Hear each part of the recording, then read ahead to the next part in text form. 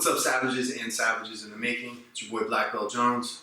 Today I'm going to hook you guys up with how to do the traditional armbar from the guard.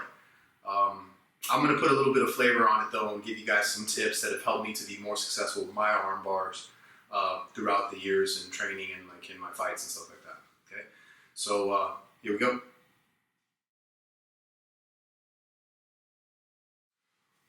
Okay guys, there's many ways that I can get the grip going, and the grip fight is a whole different series for me to go over. If you guys want me to go over some of that stuff with you, I will.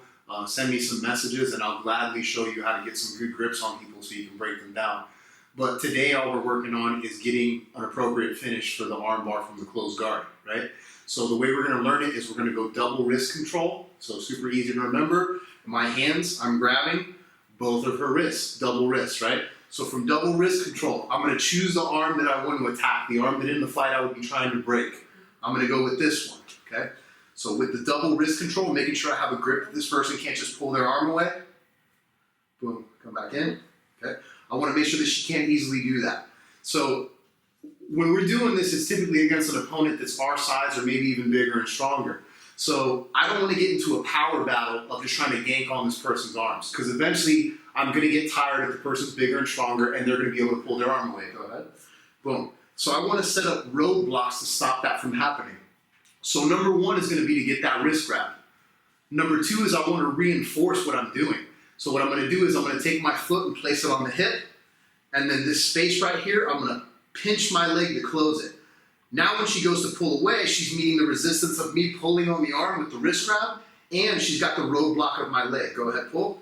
Boom, boom, boom. Eventually, this person will be able to break away out of all of that. So we have to be smooth with our technique and get the finish. This is how we're smooth with our technique and get the finish. So one more time, I'm here, double wrist grab, leg comes up, pinch tight. The opposite leg, I'm going to be up on my turtle shell and I'm going to swivel.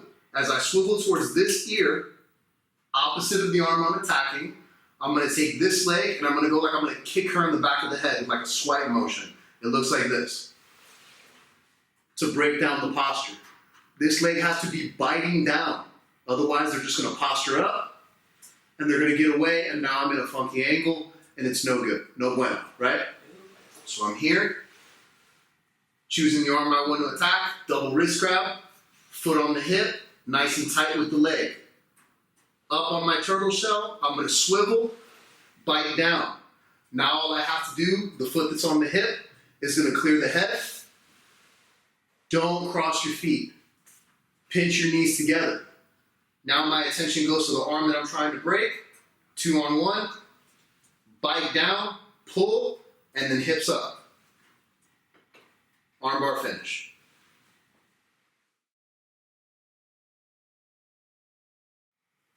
The key to getting the break is the power of your hips, okay? I need opposing forces.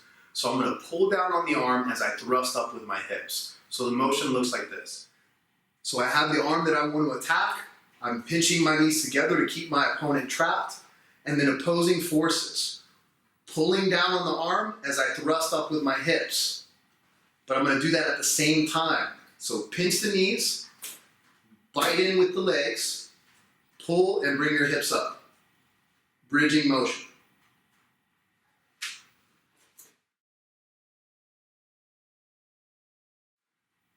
This is why the armbar works, even if you're a smaller person compared to the person that's attacking you or that you're in a fight with, right? Whether it's competition or a self-defense situation. Because it's the power of my hips, arguably the most powerful muscle group in your entire body, against this person's elbow joint. I don't care how much somebody works out, their elbow is not stronger than the power of my hips. Okay guys, so one more time, double wrist control. I'm up on my turtle shell. I don't want to be flat, because when I go to change angles, there's going to be too much drag. I'm going to be slow and it's not going to go well. This is a little bonus tip if you're doing MMA or a self-defense situation. When you're up on your turtle shell and they're striking at you, now you can slip from side to side like a boxer, okay? So I'm here, up on my turtle shell, double wrist control. Pick the side I want to attack, Pinch off the side. Opposite leg comes and swivels like you're going to kick the person in the back of the head while biting down with your leg. Very, very important. Now all I have to do here is clear the head, pinch my knees together, put all my focus on the arm I want to break. Pinch, and then opposing forces. Hips up as you pull down the arm. Tap. All right, so a little bit quicker, it looks like this.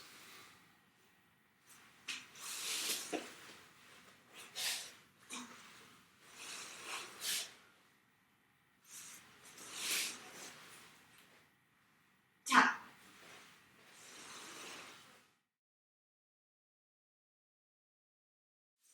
Okay guys, so that's a very, very basic armbar from the closed guard. Basics work though. That's why they are the basics and the fundamentals. Why does every boxer, every puncher on the planet have to learn how to do the jab?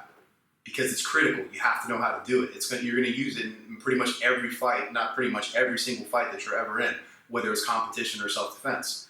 The armbar. I cannot tell you how many arm bars have been successful in combat, whether it's been in a mixed martial arts situation or a pure grappling situation.